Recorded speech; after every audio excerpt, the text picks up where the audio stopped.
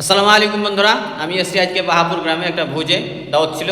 তো বাহাপুর গ্রামের এই যে মসজিদটা দেখছেন, অপরূপ সৌন্দর্য, ছোট্ট গ্রাম কিন্তু মসজিদ করেছে একবারে চকচকে। তো যাই হোক, এই গ্রামের এক হাফিজ সাহেব আছে, তার অপরূপ কণ্ঠ আর কেরাত খুব ভালো পড়েন। তিনারই কেরাত আপনারা শুনুন, দেখুন, আল্লাহর রাস্তে মনে হয় ভালো লাগবে। ওয়ালাইকুম আসসালাম ওয়া রাহমাতুল্লাহি ওয়া বারাকাতুহু। أعوذ بالله من الشيطان الرجيم. بسم الله الرحمن الرحيم.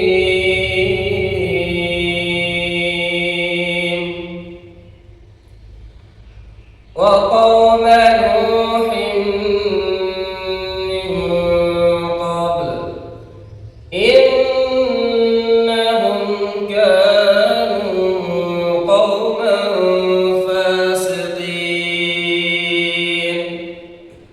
والسماء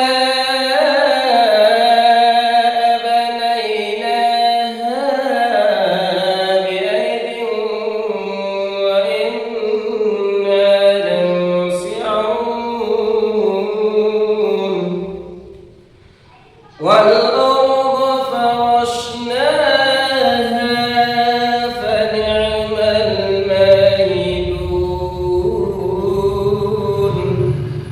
ومن كل شيء خلقنا زوجين لعلكم تذكرون. ففروا إلى الله إني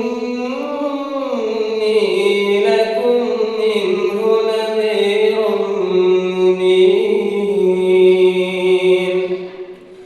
ولا تجعلوا مع الله إلها آخر إني لكم منه نذير مبين.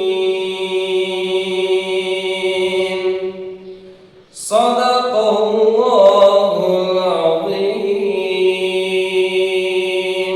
ভাই, আপনার নাম কি? হাফিজ নঈমুদ্দিন। বাহাপুর গ্রামে বাড়ি? হ্যাঁ। আলহামদুলিল্লাহ, মাশাআল্লাহ।